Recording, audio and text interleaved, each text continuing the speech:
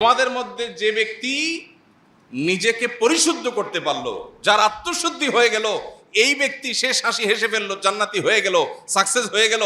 ওয়াকাদ খাবা মান দাসাহা। আর যার নিজের আত্মাকে পরিশুদ্ধ করতে পারলো না, যার তাজকিয়া হলো না, যার পরিশুদ্ধি হলো না, যে অপবিত্র থেকে গেল, যার ভিতরে অহংকার আছে, দুনিয়ার মোহ আছে, যার ভিতরে হিংসা আছে, বিদ্বেষ আছে, অন্যের প্রতি শত্রুতা আছে, অন্তরের রোগে ভরা, তার অন্তর কলুষযুক্ত, তার দেহ হয়তো অনেক সুন্দর, সে হয়তো নামাজে পড়ে, সে হয়তো বাহ্যিকভাবে দাঁড়িয়েও রাখে, কিন্তু তার আত্মা যদি অপবিত্র হয়, আত্মা যদি পরিচ্ছন্ন না হয়, তার মনটা যদি নোংরা হয়, তার মনের ভিতরে যদি হারাম থাকে, তার ভিতরে বাতিনি গুনাহ যদি থাকে, তাহলে সে ক্ষতিগ্রস্ত, সে জাহান্নামী। এই কথা বলার জন্য আল্লাহ 11 বার টানা বিরতিহীন শপথ করেছে। দুর্ভাগ্যজনক বাস্তবতা হলো, 5 ওয়াক্ত নামাজ পড়ার ফরজ আমরা জানি, পর্দা করা ফরজ সেটা আমরা জানি, রমজান মাসে সিয়াম পালন করা ফরজ সেটাও আমরা জানি, যাকাত আদায় করা ফরজ সেটাও আমরা জানি, এরকম আরো বহু ফরজের কথা আমরা জানি। কিন্তু যেই ফরজের কথা আমরা বেশিরভাগ মানুষ জানি না বা আমাদের ধারণা নাই, সেটা হলো আত্মশুদ্ধি করা। এটাও ফরজ। নিজেকে পরিশুদ্ধ করা, যেটাকে কোরআনের ভাষায় বলা হয় তাজকিয়া। কোরআনের ভাষায় কি বলা হয়? তাজকিয়া। আর আমরা আমাদের বাংলায় নিজের ভাষায় সেটাকে বলতে পারি আত্মশুদ্ধি। নিজেকে সংশোধন করা, নিজের ইসলাহ করা, নিজেকে পরিশুদ্ধ করা। আমরা যখন দুনিয়াতে এসেছি, মাতৃগর্ভ থেকে যখন পৃথিবীর আলো আমরা দেখেছি, আমাদেরকে আল্লাহ যে অন্তর দিয়ে পৃথিবীতে প্রেরণ করেছেন, তখন আমাদের অন্তর ছিল সকল প্রকার কলুষতা থেকে মুক্ত। আমরা যখন মাতৃগর্ভ থেকে দুনিয়ার আলোতে এসেছি, তখন আমাদের কেউ আমাদের অন্তরে কোনো অহংকার লালন করতাম না। কি বলেন? কোনো দুধের শিশু কি অহংকারী হয়? কোনো দুধের শিশু কি কারোর সাথে অহংকার করে? কারোর প্রতি শত্রুতা করে? নাই। তার মানে আমরা যখন দুনিয়াতে এসেছি, আল্লাহ তাআলা আমাদেরকে যে অন্তরটা আমাদের বডিতে দিয়ে দিয়েছেন, সে অন্তরটা ছিল ফ্রেশ, কালিমা মুক্ত, কলুষ মুক্ত। সে অন্তরে কোনো ত্রুটি ছিল না, কোনো দাগ ছিল না, একেবারে ফ্রেশ। সে অন্তরে কোনো হিংসা, বিদ্বেষ, দুনিয়ার মোহ। একটা দুধের শিশুর কি দুনিয়ার মোহ থাকে? তার বাবার থাকতে পারে, তার মায়ের থাকতে পারে, তার মধ্যে দুনিয়ার মোহ। সে মায়ের বুক থেকে একটু দুধ আহরণ করতে পারলে সে খুশি, তার আর চাহিদা নেই। তো একজন মানুষের অন্তরে যত রকমের অশুদ্ধ, ভুল বা খারাপ চিন্তা আসতে পারে, এর সবগুলো থেকে পরিচ্ছন্ন, পবিত্র থাকে একটা কোমলমতি শিশুর অন্তর। তো আল্লাহ রাব্বুল আলামিন যখন আমাদেরকে দুনিয়াতে পাঠিয়েছেন, তখন আমরা ফ্রেশ, পরিচ্ছন্ন অন্তর নিয়ে এসেছি। এরপর আমরা যখন আস্তে আস্তে বড় হয়েছি, আমাদের পরিবেশ, প্রতিবেশ, আমাদের আশপাশ, আমাদের গণ্ডি, আমাদের চৌহদ্দি এবং আমাদের এনভায়রনমেন্ট, আমাদের সহচর, আমরা যাদের সাথে উঠা বসা করছি, যে জায়গায় যাচ্ছি, এই সব কিছু থেকে আমাদের অন্তর ধীরে ধীরে ধীরে ধীরে নানান কলুষ এবং কালিমা ধারণ করতে করতে করতে এমন একটা পর্যায়ে চলে গেছে যে এই অন্তরটা এখন এতটা রোগাক্রান্ত, এতটা ময়লাযুক্ত, এতটা কালিমাযুক্ত, যে অন্তর দিয়ে এখন ভালো আর মন্দ পরখ করা আমাদের জন্য কঠিন হয়ে যাচ্ছে। আর সেই কারণে এই অন্তরটাকে পরিচ্ছন্ন করা, ক্লিন করা, এটাকে পবিত্র করা, এটার যেই কালিমাগুলো লেগে গেছে সেগুলো থেকে এটাকে ধুয়ে মুছে সাফ করা, এটা আমাদের জন্য একটা ফরজ, একটা অপরিহার্য কর্তব্য। কোরআনে আল্লাহ তাআলা যেটা আমাদেরকে বারবার করবার নির্দেশ করেছেন। আল্লাহ রাব্বুল আলামিন আমাদের নবী করিম সাল্লাল্লাহু আলাইহি সাল্লামকে যে পাঠিয়েছেন, মৌলিকভাবে তার প্রধানত 3টি কাজের কথা আল্লাহ কোরআনে উল্লেখ করেছেন। ইব্রাহিম আলাইহিস সালাম, যিনি আমাদের স্বপ্নদ্রষ্টা ছিলেন, যিনি মুসলিম হিসাবে আমাদের নামকরণ করেছেন, যিনি আমাদের আদর্শিক পিতা, যিনি আমাদের নবী মুহাম্মদ সাল্লাল্লাহু আলাইহি সাল্লামের বংশানুক্রমিক পিতা, যিনি ইহুদিদেরও বংশানুক্রমিক পিতা, যাকে বলা হয় আবুল আম্বিয়া। তো সেই ইব্রাহিম আলাইহিস সালাম, তিনি আল্লাহর কাছে দোয়া করেছেন, রব্বানা ওয়াবআস ফীহিম রাসূলাম মিনহুম, আল্লাহ আমার বংশধরদের মধ্যে এমন একজন রাসূল আপনি পাঠান, এটা আপনার কাছে আমার আরজি, দোয়া, যিনি তাদের তার আয়াতগুলো পাঠ করে মানুষকে শোনাবে, অর্থাৎ ওহির কথা মানুষকে জানিয়ে দিবে যে এই পথে মানুষের কল্যাণ আর এই পথে মানুষের ক্ষতি, এই জিনিসটা জানিয়ে দিবে। আল্লাহর আদেশগুলো মানুষকে জানিয়ে দিবে, আদেশ নিষেধগুলো জানিয়ে দিবে, এবং মানুষকে কিতাব এবং হিকমা শিক্ষা দিবে, এবং মানুষকে পরিশুদ্ধ করবে। তিনটা কাজ। আল্লাহ রাব্বুল আলামিন ইব্রাহিম আলাইহিস সালামের দোয়া কবুল করে যখন আয়াত নাজিল করলেন, তখন আল্লাহ রাব্বুল আলামিন বলেছেন, লাকাদ মান্নাল্লাহু আলাল মুমিনিনা ইয বাআসা ফীহিম রাসূলাম মিন আনফুসিহিম ইয়াতলু আলাইহিম আয়াতি ওয়া ইউযাক্কিহিম ওয়া ইউআল্লিমুহুমুল কিতাবা ওয়াল হিকমা। এখানে ইব্রাহিম আলাইহিস সালাম যখন দোয়া করেছেন, তখন তিনি বলেছেন, আল্লাহ আমার বংশধরদের মধ্যে এমন রাসূল প্রেরণ করেন যে রাসূল আপনার আয়াত মানুষকে পাঠ করে শোনাবে, যে রাসূল মানুষকে আল্লাহর কালাম এবং হিকমত শিক্ষা দিবে, এবং যে রাসূল মানুষকে পরিশুদ্ধ করবে। এই যে মানুষ খারাপ পথে চলে যায় তাদেরকে সঠিক পথে ফিরে আনবে, আত্মশুদ্ধির কাজ করবে, সংশোধনের কাজ করবে। এখানে ইব্রাহিম আলাইহিস সালাম সিরিয়াল করতে গিয়ে 1 নম্বরে এনেছেন আল্লাহর আয়াত তেলাওয়াত করা, 2 নম্বরে এনেছেন মানুষকে কোরআন এবং সুন্নাহ বা হিকমার তালিম দেওয়া, আর 3 নম্বরে এনেছেন তাজকিয়া বা পরিশুদ্ধ করা মানুষকে। আল্লাহ তাআলা যখন ইব্রাহিম আলাইহিস সালামের দোয়া কবুল করে আয়াত নাজিল করেছেন, তখন আল্লাহ বলেছেন যে ঈমানদারদের প্রতি আল্লাহ তাআলা অনুগ্রহ করেছেন, এবং অনুগ্রহ করে আল্লাহ তাআলা ইব্রাহিম আলাইহিস সালামের দোয়া কবুল করে একজন রাসূল প্রেরণ ঠিকই করেছেন। তিনি হলেন মুহাম্মদ সাল্লাল্লাহু আলাইহি সাল্লাম, এবং তার ডিউটি কি? ইব্রাহিম আলাইহিস সালাম যে 3টা বলেছেন, আল্লাহও সেই 3টাই বলেছেন, অর্থাৎ ইব্রাহিম আলাইহিস সালাম সঠিক অ্যাড্রেস করেছেন। নবীর ডিউটি 3টা, এই 3টা ডিউটির মধ্যে সিরিয়াল ইব্রাহিম আলাইহিস সালাম তাজকিয়াকে 3 নম্বরে রেখেছেন। আল্লাহ কোরআনে যখন সেটা উল্লেখ করতে গেছেন, তখন সিরিয়ালে তাজকিয়াকে 2 নম্বরে উঠে এনেছেন। আল্লাহ বলেছেন, আয়াতটা কি? লাকাদ মান্নাল্লাহু আলাল মুমিনিনা ইয বাআসা ফীহিম রাসূলাম মিন আনফুসিহিম। এর পরের অংশ কি? ওয়া ইউযাক্কিহিম। আল্লাহ তাআলা ইব্রাহিম আলাইহিস সালামের দোয়া কবুল করে ঈমানদারদের প্রতি অনুগ্রহ করেছেন, তাদের মধ্য থেকে একজনকে রাসূল হিসেবে প্রেরণ করেছেন, তিনি মুহাম্মদ সাল্লাল্লাহু আলাইহি সাল্লাম। তার ডিউটি কি? মানুষকে কোরআন এবং সুন্নাহর আল্লাহর যে ওয়াহি সেটা পাঠ করে শোনানো, যে আল্লাহ এটা বলেছেন, এটা নিষেধ করেছেন। আর দ্বিতীয় ডিউটি হলো ওয়া ইউযাক্কিহিম, মানুষকে পরিশুদ্ধ করবে, মানুষের সংশোধনকে নিশ্চিত করবে। এটা নবী করিম সাল্লাল্লাহু আলাইহি সাল্লামের দ্বিতীয় ডিউটি। 3 নম্বরে বলেছেন কিতাব এবং সুন্নাহ, কিতাব এবং হিকমার তালিম দিবে। তাহলে এখান থেকে বোঝা যায় এই যে অ্যাপ্রোচ, ইব্রাহিম আলাইহিস সালাম নবীদের 3টা ডিউটি, নবী সাল্লাল্লাহু আলাইহি ওয়াসাল্লাম 3টা ডিউটি বলেছেন, আল্লাহও 3টা বলেছেন। ইব্রাহিম আলাইহিস সালামের সিরিয়ালে আত্মশুদ্ধিটা 3 নম্বরে ছিল, আল্লাহ যখন উল্লেখ করেছেন সেটার, তখন উল্লেখ করতে গিয়ে ওটাকে সিরিয়ালে এনেছেন কত নম্বরে? 2 নম্বরে। তার মানে উঠে এনেছেন একটা ধাপ। এখান থেকে বোঝা গেল একজন মুসলমানের কাছে বা আল্লাহর দৃষ্টিতে নিজেকে পরিশুদ্ধ করার গুরুত্ব অপরিসীম। ভাইরা আমার, কোরআনে কারিমে আল্লাহ তাআলা বিভিন্ন জায়গায় শপথ করেছেন, আপনারা জানেন। আল্লাহ অনেক জায়গায় শপথ করে অনেক কথা বলেছেন না? শপথ মানুষ কেন করে, বা আমরা শপথ করি কেন? অবিশ্বাস্য কথাকে বিশ্বাসযোগ্য করবার জন্য, তাই না? যে আমি এমন একটা কথা বলছি আপনার বিশ্বাস করতে কষ্ট হবে, সেজন্য আমি বলছি আল্লাহর কসম, আমার যে কথাটা আপনার বিশ্বাস করতে কষ্ট হবে সেটা বিশ্বাসযোগ্য করে তুলবার জন্যই আমরা কি করি? শপথ করি। আল্লাহ সুবহানাহু ওয়া তাআলা তার কোনো কথায় সন্দেহ করবার সুযোগ নেই। মানুষের কথা সন্দেহ হতে পারে, সে অপশন আছে, কিন্তু আল্লাহর কথার মধ্যে সন্দেহ করার অপশনই নাই। তিনি মহাসত্য, তার উপরে সত্য নাই। যেই আল্লাহর উপর কোনো সত্য নাই, সে আল্লাহ আবার কোরআনে শপথ করে কেন কথা বলতে হবে? আল্লাহর কি কথা বলার সময় শপথ করার দরকার আছে? নাই।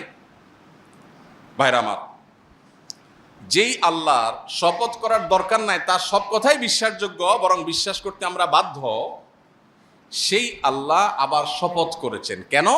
আমাদেরকে বোঝাবার জন্য যে এই কথাটা খুব ইম্পর্টেন্ট। ফলে এটা বলতে গিয়ে আমি শপথ করছি, তোমরা যদি এই কথা বলতে তাহলে শপথ করে বলা লাগতো তোমাদের। কথাটা এতটা ইম্পর্টেন্ট, এতটা অতি গুরুত্বপূর্ণ যে তোমরা বললে শপথ করে বলতে হতো। জাস্ট সেটা বোঝাবার জন্য আল্লাহ তাআলা শপথ করেন। শপথের আল্লাহর আরো বিভিন্ন মাকসাদ, আরো হিকমা, আরো রহস্য আছে, যেটা উলামা ইকরাম উল্লেখ করেছেন, মুফাসসিরগণ বলেছেন। আমার আলোচ্য বিষয় সেটা না। আলোচ্য বিষয় হলো আল্লাহ যত শপথ করেছেন, কোথাও একবার শপথ করে একটা কথা বলেছেন, কোথাও দুইবার শপথ করে একটা কথা বলেছেন। পুরো কোরআন জুড়ে বিভিন্ন জায়গায় এরকম শপথ আছে। কোথাও তিনবার শপথ করে একটা কথা বলেছেন, যেমন আল্লাহ রাব্বুল আলামিন বলেছেন ওয়াল আসর ইন্নাল ইনসানা লাফি খুসর। আমরা সবাই জানি এটা ছোট সূরা। আসরের শপথ, আসর মানে যুগ, যুগের শপথ, হ্যাঁ, যে মানুষ ক্ষতির মধ্যে আছে। তবে যারা ঈমান আনলো, নেকামল করলো, ভালো কাজের কথা মানুষকে বললো এবং ধৈর্য ধারণ করলো, এরা কিয়ামতের সাকসেস হবে, আর বাকি সব মানুষ লুজার হবে। এই কথাটা বলতে গিয়ে আল্লাহ আসরের শপথ করেছেন। এখানে একবার শপথ আল্লাহ করেছেন, তাই না? এরকম কোরআনে বিভিন্ন শপথ আছে। আমরা যে বিষয়ে আলোচনা করছি আজ, অর্থাৎ আত্মশুদ্ধি করার গুরুত্ব, নিজেকে পরিশুদ্ধ করার গুরুত্ব এবং আত্মশুদ্ধি করা যে একটা ফরজ, যে ফরজ সম্পর্কে আমাদের অনেকের ধারণা নাই, এই বিষয়ে কথা বলতে গিয়ে, এটার গুরুত্ব বর্ণনা করতে গিয়ে আল্লাহ তাআলা কোরআনে কারিমে 60টি আয়াতে, অনেক মুফাসসিরদের মতে 7 বার, তবে বিশুদ্ধ মত অনুযায়ী 11 বার আল্লাহ শপথ করেছেন। কয়বার? 11 বার। আপনি একটু চিন্তা করুন তো, আপনি কোনো কথা বলতে গিয়ে যদি আমাকে বলেন আল্লাহর কসম, আল্লাহর কসম, আল্লাহর কসম, এটা কি এনাফ না, যথেষ্ট না? কিন্তু আপনি যদি আমাকে 11 বার শপথ করেন, তাহলে আমার ধারণা কি হবে যে কথাটা এত গুরুত্বপূর্ণ, মানে এর চেয়ে গুরুত্বপূর্ণ কোনো কথা থাকতে পারে না। পুরো কোরআনে কোথাও এত বেশি সংখ্যক বার শপথ করে আল্লাহ কোনো কথা বলেন নাই। পুরো কোরআনে একটা কথা বলবার জন্য আল্লাহ 11 বার টানা শপথ করেছেন, বিরতিহীন শপথ করেছেন। সূরাতুশ শামসের মধ্যে আল্লাহ কি শপথ করেছেন? ওয়াশ-শামসি ওয়া দুহাহা, সূর্যের শপথ। দেখেন আল্লাহ বড় বড় সৃষ্টিগুলোর শপথ করে। যদিও এখানে আরেকটা মাসআলা বলে রাখতে হয় প্রসঙ্গত, কোনো মুসলমানের জন্য আল্লাহ ছাড়া আর কারোর নামে শপথ করা জায়েজ নাই। নবীজি সাল্লাল্লাহু আলাইহি সাল্লাম বলেছেন, মান আরাদা আন ইয়াহলিফা ফালইয়াহলিফ বিল্লাহি আও লিয়াসমুত। কেউ যদি শপথ করতে চায় সে আল্লাহর নামে শপথ করবে, আর না হলে সে চুপ থাকবে, আর কারোর নামে শপথ করতে পারবে না। অতএব আমরা এই যে বাপের কিরা, মায়ের কিরা, ক্যাশ ছুঁয়ে বলছি, গাড়ির স্টিয়ারিং হুইল ছুঁয়ে বলছি, বাচ্চার মাথা ছুঁয়ে বলছি, মাটি ছুঁয়ে বলছি, ঠ্যাং ছুঁয়ে বলছি, এইসব নাটক যা আমরা করি এগুলো সবই শরিয়ার লঙ্ঘন, নবী সাল্লাল্লাহু আলাইহি সাল্লামের পরিষ্কার হাদিসের লঙ্ঘন। এটা এক প্রকারের শিরক। এই শিরকের ফলে ঈমান চলে যাবে না, এটা শিরকে আসগর, ছোট শিরক, কিন্তু এটা এক প্রকার শিরক। এই জন্য আল্লাহ ছাড়া কারোর নামে শপথ করা জায়েজ নাই। শপথ হবে সব কার নামে? আল্লাহর নাম। এখন আল্লাহ রাব্বুল আলামিন তিনি নিজেও তার জাতের শপথ করেছেন। আল্লাহ রাব্বুল আলামিন কোরআনে কারিমে কোথাও কোথাও তার এরকম বৃহৎ বড় বড় সৃষ্টিগুলোর নামেও শপথ করেছেন, বরং বেশিরভাগ শপথ সেরকম। এই যে আল্লাহর বড় বড় সৃষ্টির নামে শপথ করেছেন, এটা হলো ওই সৃষ্টির গুরুত্ব বোঝাবার জন্য, আবার আমাদেরকে শপথকৃত বিষয়ের গুরুত্ব বোঝাবার জন্য। তো আল্লাহ বলছেন ওয়াশ-শামসি ওয়া দুহাহা, সূর্যের শপথ এবং সূর্যের যে কিরণ সেটার শপথ। ওয়াল কামারি ইযা তালাহা, চন্দ্রের শপথ আল্লাহ করেছেন। এভাবে দিনের শপথ করেছেন, রাতের শপথ করেছেন। ওয়াল আরদি ইযা তাহাহা, ভূমণ্ডলের শপথ করেছেন।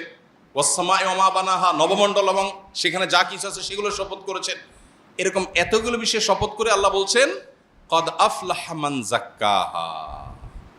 এতবার শপথ করে তোমাদেরকে বলছি বান্দারা শুনো, তোমাদের মধ্যে যে ব্যক্তি নিজেকে পরিশুদ্ধ করতে পারলো, যার আত্মশুদ্ধি হয়ে গেল, এই ব্যক্তি শেষ হাসি হেসে ফেললো, জান্নাতি হয়ে গেল, সাকসেস হয়ে গেল।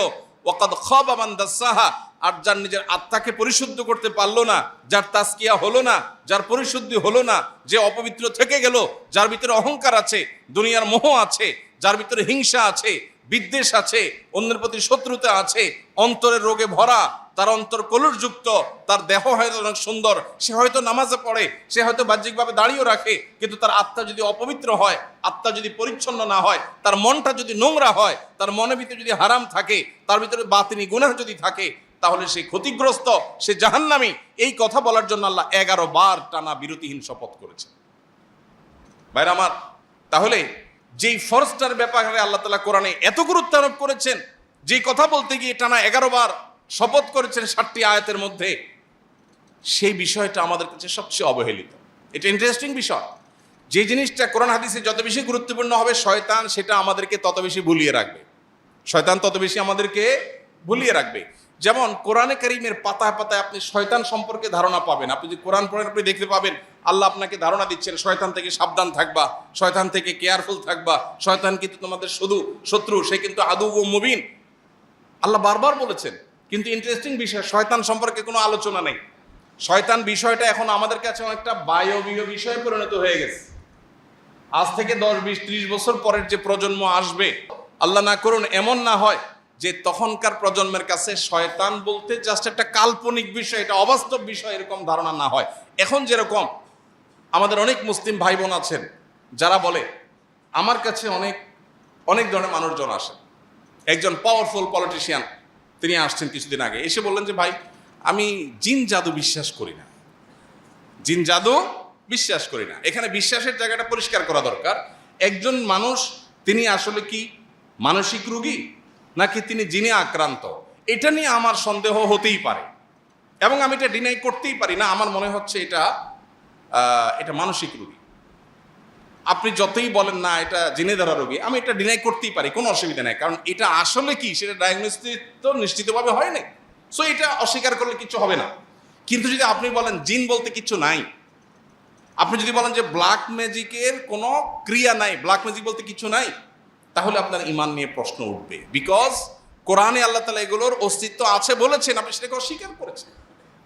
এখন যেটা হয়েছে সমস্যা, সেটা হলো আমরা এত বেশি বিজ্ঞান নির্ভর হয়েছি, সায়েন্সকে আমরা এখন খোদা বানায় বসে আছি, নাউজুবিল্লাহ। বিজ্ঞানকে আমরা এখন খোদা বানায় বসে আছি, কারণ বিজ্ঞানের আয়না দিয়ে আমরা ভালো মন্দ দেখার চেষ্টা করি, বিজ্ঞানের কষ্টি পাথর দিয়ে আমরা সত্য অসত্য নিরূপণ করার চেষ্টা করি। এটা হলো আমাদের সবচেয়ে বড় ভুল পদক্ষেপগুলোর একটা, বিনয়ের সাথে বলতে হয়, এটা আমাদের সবচেয়ে বড় ভুল ধারণাগুলোর মধ্যে থেকে একটা। আমাদের তরুণ শিক্ষিত একটা বড় অংশ আছে সমাজের, যারা এই ভুলটা নিজের অজান্তে করে ফেলছে। বিজ্ঞান কি কখনো সত্য অসত্যের মাপকাঠি হতে পারে? কেন হতে পারে না? আজকে বিজ্ঞান যেটাকে স্বীকার করেছে, 500 বছর আগে বিজ্ঞান কিন্তু এটাকে স্বীকার করে নাই, করেছে? আজকে যে জিনিসটা আবিষ্কার হয়েছে 500 বছর আগে যখন আবিষ্কার হয় নাই, তখন বিজ্ঞান কি ওইটার অস্তিত্বকে স্বীকার করতো? তাহলে এখন যেটার অস্তিত্বকে বিজ্ঞান অস্বীকার করছে, হতে পারে 500 বছর পরে বিজ্ঞান আবিষ্কার করবে, স্বীকার করবে। সো বিজ্ঞান কখনো সত্য অসত্যের মাপকাঠি হতে পারে না। হ্যাঁ, বিজ্ঞান আমাদেরকে ইনফরমেশন দেয়, সত্য আবিষ্কারে সাহায্য করে, সন্দেহ নেই, কিন্তু এটাই একমাত্র সত্য অসত্য আবিষ্কারের বা নিরূপণের মানদণ্ড হতে পারে না। মানুষ, আল্লাহ রাব্বুল আলামিন যে মানুষকে অন্তর দিয়ে পাঠিয়েছেন, এই অন্তরকে পরিশুদ্ধ করবার গুরুত্ব এটা আল্লাহ তাআলা এত বেশি দিয়েছেন যে এটা করতে গিয়ে আল্লাহ তাআলা এতবার শপথ করে তারপর বলেছেন যে ব্যক্তি পরিশুদ্ধ করবে সে জান্নাতে যাবে, আর যে নিজেকে পরিশুদ্ধ করতে পারবে না সে জাহান্নামে যাবে। আল্লাহ রাব্বুল আলামিন আত্মশুদ্ধি বা নিজেকে সংশোধন করবার গুরুত্ব বুঝাতে গিয়ে কোরআন কারিমে আরেকটা আয়াতে আল্লাহ তাআলা বলেছেন, ইয়াউমা লা ইয়ানফা'ু মালুন ওয়ালা বানুন ইল্লা মান আতাল্লাহা বিকলবিন সালিম। আল্লাহ বলেছেন কিয়ামতের দিন মানুষের কোনো সম্পদ অথবা মানুষের সন্তান সন্ততি, কার কত সন্তান, কার কত বংশধর, কার সন্তানরা কত শিক্ষিত, কত এডুকেটেড, কে কত রত্নগর্ভা মা, কে কত গর্বিত পিতা, এগুলোর কোনো কিচ্ছু আখেরাতে কোনো কাজে আসবে না। এই যে আমরা এখন ভাবসাব নেই, আমার 2 ছেলে কানাডা পড়ে, একটা আমেরিকা থাকে, আরেকটা লন্ডন থাকে, আরেকটা থাকলে লন্ডন যাইতো, আরেকটা থাকলে আরেক দেশে যাইত, এরকম ভাবসাব আছে না সমাজে? প্রচুর পরিমাণ আছে। সন্তান নিজের কাছে নাই, সন্তান আরেক দেশে থাকে, কত বড় কষ্টের কথা, কত বড় দুঃখের কথা। আরেকজনের সন্তান হয়তো একটা ছোট কাজ করে, কিন্তু সকাল বিকাল সন্তানের মুখটা দেখে, কত শান্তি। কিন্তু দুর্ভাগ্য আমাদের, এমন এক পৃথিবী আমরা পেয়েছি যে পৃথিবীতে গর্ব করার বিষয়গুলো অনেক ক্ষেত্রে বেশ হাস্যকর হয়ে যায়। তো যাই হোক, এই যে সন্তান নিয়ে গর্ব বা সম্পদ নিয়ে গর্ব করি, আল্লাহ বলছেন ইয়াউমা লা ইয়ানফা'ু মালুন ওয়ালা বানুন, তোমার সন্তানের গর্ব কিংবা তোমার অমুক অ্যাসেট আছে, তমুক অ্যাসেট আছে, এটাও আমার, ওইটাও আমার, এটা আমি কামাই করেছি, সেটা আমি করেছি। মানুষ গল্প দিতে শেষ। আজকাল যত মানুষ পাবেন, গল্প দেয়া মানুষ ছাড়া মানুষ পাওয়া খুব ডিফিকাল্ট হয়ে গেছে, খুবই টাফ। যাকেই পাবেন বসলে দেখবেন গল্প শুরু হয়ে গেছে। কি হয়েছে ভাই, এখানে আমার একটা ফ্ল্যাট আছে আর কি, এই দোকানটা আল্লাহ দিছে আর কি ভাই, আমার কিছু না, আল্লাহ দিছে। এটা আমি দেখভাল করি আর কি ভাই, মালিক না, আমি নিজের মালিক বলি না। মানে আবসাব জাহিরেরও একটা মুন্সিয়ানা আছে, মানে অহংকারেরও বেশ দারুণ ক্রিয়েটিভ উপায় আছে। এই বাড়িটা আমি দেখভাল করি আরে ভাই, আমি দারোয়ান আর কি ভাই, মালিক তো আল্লাহ আসলে। আহা, কত বিনয়, সুবহানাল্লাহ। কেন আপনারা ইনফরমেশনটা না জানলে আমার কি ক্ষতি হইতো? আপনি আমাকে ইনফরমেশনটা দিয়ে কি উপকার করলেন? আপনি এই বাড়ির মালিকটা না জানলে আমার কি সমস্যা হইতো? কিন্তু যার কাছেই যাবেন, বসবেন, 5 মিনিট সুযোগ পাইলে আর কিছু না পারলে বলবে অমুক এমপি সাহেব আমার তালতো ভাইয়ের খালাতো ভাইয়ের দোস্ত। মানে কিছু একটা তাকে বলতে হবে। এই যে মানুষের অহংকার, এই যে মানুষের গর্ব, আল্লাহ বলছেন ইয়াউমা লা ইয়ানফাউ মালুন ওয়ালা বানুন। সম্পদ পাহাড় নিয়ে যেতে পারো, সম্পদের পাহাড় কিংবা সন্তান, গর্ব করার মতো সন্তানের বিশাল বহর নিয়ে যেতে পারো, কিয়ামতের দিন এগুলো কোনোটা গল্প তোমার মুখ দিয়ে আসবে না। কারণ এগুলো সবগুলো তোমার মনে হবে, পরিষ্কার হবে, এগুলো কোনোটা তোমার কাজে আসবে না। একটা জিনিস কাজে আসবে, কি? ইল্লা মান আতাল্লাহা বিকলবিন সালিম। কেউ যদি আল্লাহর কাছে এমন একটা মন, এমন একটা অন্তর নিয়ে হাজির হতে পারে যে অন্তরটা পবিত্র। সালিমের অর্থ পবিত্র অবশ্য না, সালিম মানে সুস্থ। সালিম মানে কি? সুস্থ। যে অন্তরটা সেফ, নিরাপদ, সুস্থ, স্বাভাবিক, যে অন্তরের ভিতরে দুনিয়ার মোহ নাই, হিংসা নাই, বিদ্বেষ নাই, খারাপ কিচ্ছু নাই, অন্তরটা ফ্রেশ, এই ব্যক্তির এই অন্তরটা কিয়ামতের দিন কাজে আসবে। এজন্য ভাই, নিজেকে পরিশুদ্ধ করবার গুরুত্ব আমাদের বুঝতে হবে। সোশ্যাল মিডিয়ার এই যুগে আমরা সবাই অলমোস্ট নিজের চাইতে পরকে নিয়ে বেশি ভাবি। নিজের চাইতে অমুকে কি করেছে, তমুকে কি করেছে, অমুকের কি বলা উচিত ছিল, তমুকের কি করা উচিত ছিল, কার কি সমস্যা আছে, আমার কি সমস্যা আছে, এটা নিয়ে কোনো অ্যানালাইসিস সাধারণত করার সুযোগ আমাদের হয় না। ওই যে শুরুতে বলেছি, আল্লাহ রাব্বুল আলামিন দুনিয়াতে যখন পাঠিয়েছেন তখন একটা মন দিয়ে পাঠিয়েছেন। সেই মনটাতে কোনো নোংরামি ছিল, কোনো কলুষতা ছিল, কোনো খারাপ কিছু ছিল? আল্লাহ কিয়ামতের দিন আবার বুঝে নিবেন, বান্দা তোমাকে আমি একটা ফ্রেশ, রোগমুক্ত, পরিচ্ছন্ন অন্তর দিয়ে পাঠিয়েছিলাম, তুমি আমার কাছে এসেছো এমন একটা অন্তর নিয়ে যে অন্তরে শত শত মানুষের প্রতি শত্রুতা, বিদ্বেষ, অহংকার, খাই লোভ, মোহ, দুনিয়ার সমস্ত রোগ দিয়ে সেটাকে পরিপূর্ণ করে তারপর তুমি আমাকে দিয়েছো। আমি অন্তরটা অ্যাকসেপ্ট করব না? আমি যে পরিচ্ছন্ন অন্তর দিয়েছি আমি সেটাই রিটার্ন চাই। যদি সেটা দিতে হয় তাহলে এখন থেকে আমাদেরকে আত্মশুদ্ধির অভিযানে নামতে হবে, নিজেকে সংশোধন করার কাজে নামতে হবে। আল্লাহ আমাদের সবাইকে সেই তৌফিক দান করুন। সবাই চেষ্টা করবো তো ইনশাআল্লাহ। কিভাবে আত্মশুদ্ধি হতে পারে? প্রতিনিয়ত সবসময় আমার নিজের সমস্যাগুলোকে চিহ্নিত করার চেষ্টা করা। আমরা যদি সবাই নিজের দিকে তাকাতাম, নিজের সংশোধনের চিন্তা করতাম, তাহলে সমাজটা অনেক সুন্দর হয়ে যেত। দেখুন, গোটা পৃথিবী আপনাকে বলবে ভোগ করো, ইসলাম আপনাকে বলে নিজেকে সংশোধন করো, নিয়ন্ত্রণ করো, কন্ট্রোল করো। এই যে আত্মাকে বা নিজেকে নিয়ন্ত্রণ করবার যে এক্সারসাইজ, এটা একমাত্র ইসলাম বলবে আপনাকে, আর কোথাও বলবে না। ইসলামই আপনাকে বলবে কন্ট্রোল করো। আজকের পৃথিবীর প্রত্যেকটা বিষয়ের দিকে তাকালে আপনি দেখবেন আপনাকে শুধু ভোগের আহ্বান করা হচ্ছে। বিজ্ঞাপনী বিলবোর্ড কিসের আহ্বান করে? ভোগের। পত্রিকার পাতার বিজ্ঞাপন কিসে আহ্বান করে? ভোগের। গোটা পৃথিবীর যেদিকে তাকাবেন আপনাকে ভোগের আহ্বান করা হচ্ছে। যে কালচার ডেভেলপ করা হয়েছে, যে পৃথিবী সাজানো হয়েছে, এই পৃথিবীটা ভোগের দাওয়াত দিচ্ছে। আর ইসলাম আপনাকে বলছে না, ত্যাগ শিখো, স্যাক্রিফাইস শিখো, কন্ট্রোল শিখো, কারণ এখানেই সুখ। একজন মানুষ যখন তার মনে যখন মোহ থাকে না, সে কোনো সম্পদের মালিক না হয়েও সুখী।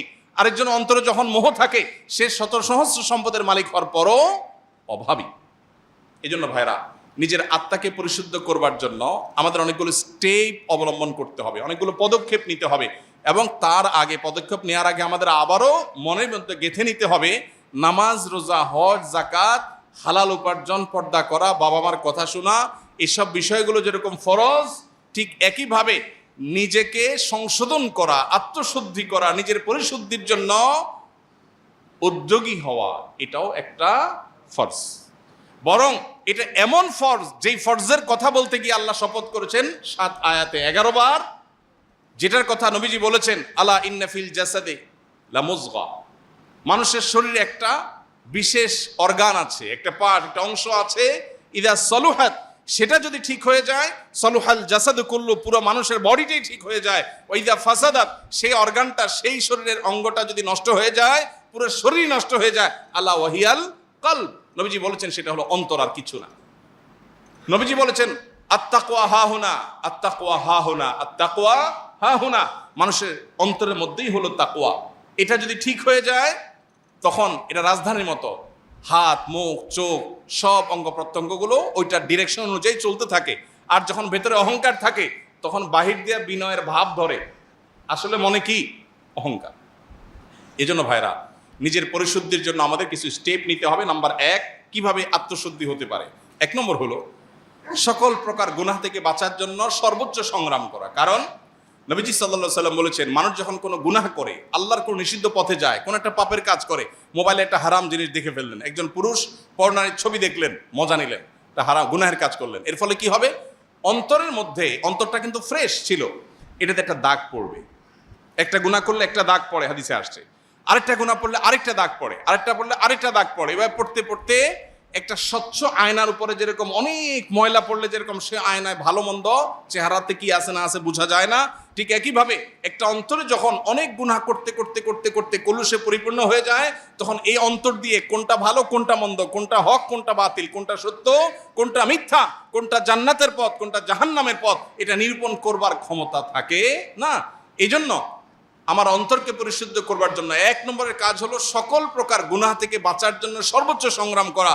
এরপরে যদি গুনাহ হয়ে যায়, ওই যে অন্তরে গুনাহ হয়ে গেছে মানে দাগ পড়ে গেছে, এই দাগ রিমুভ করার জন্য উপায় আছে। গ্লাস পরিষ্কারের জন্য যেরকম গ্লাস ক্লিনার আছে, ঠিক একইভাবে অন্তর পরিষ্কারের জন্য কল্ব ক্লিনার আছে। সেই ক্লিনারের নাম হলো তওবা। সেটার নাম কি? তওবা। বান্দা যখন তওবা করে, আত্তাইবু মিনাজ যামবি কামা লা যামবা লাহ, তার অন্তরে যে দাগ পড়ে যায়, ভালো করে তওবা করতে পারলে সেই দাগ মুছে যায়। তাহলে আমাদের নিজেদের পরিশুদ্ধ করার জন্য 1 নম্বর স্টেপ হলো কি? গুনাহ থেকে বাঁচার জন্য সংগ্রাম করা। অনেক নফল নামাজ দরকার নাই, অনেক নফল দানও দরকার নাই, অনেক তাসবিহ না হলেও চলবে, অনেক তেলাওয়াত না হলেও চলবে, কিন্তু যেটা না হলে চলবে না সেটা হলো কি? আমার দ্বারা কোনো গুনাহ হবে না। আমি চোখের গুনাহ, মুখ দিয়া সকাল থেকে রাত পর্যন্ত কত গীবত বেহুদা কথা বলছি, এগুলো সবগুলো গুনাহ। যেগুলো কোরআন হাদিসে নিষেধ করা হচ্ছে সেগুলো করাই হলো কি? গুনাহ। অতএব সেগুলো থেকে বেঁচে থাকার চেষ্টা করা। যদি কোনোটা হয়ে গেছে, আমি টের পাই এই কথাটা তো বলা ঠিক হয়নি, আমার অন্যায় হয়ে গেছে, দেরি না করে সাথে সাথে রিমুভার দিয়ে সেটাকে রিমুভ করা, অর্থাৎ তওবা করা যে আল্লাহ আমি অন্যায় করেছি, আর করবো না, এটাই রিমুভার। তাহলে এই প্রক্রিয়ার মধ্য দিয়ে আমাদের অন্তরটাকে পরিচ্ছন্ন রাখতে পারি। আর দ্বিতীয়ত হলো, আল্লাহ বলেছেন ইয়া আইয়ুহাল্লাযীনা আমানুত্তাকুল্লাহ ওয়া কুনু মা'আস সাদিকিন, এই ইমানদাররা তোমরা তাকে অবলম্বন করো আর নেককার আল্লাহওয়ালা মুত্তাকি পরহেজগার মানুষের সুহবতে থাকো। সাহচর্য অনেক গুরুত্বপূর্ণ। পরিবেশ, নেককারদের পরিবেশ কিন্তু মানুষকে নেককার করে, বদকারদের পরিবেশ মানুষকে বদকার করে। এই জন্য সাহচর্য এবং সোহবত মানুষকে যত দ্রুত পরিবর্তন করে, অন্য কোনো কিছু এত দ্রুত পরিবর্তন করে না।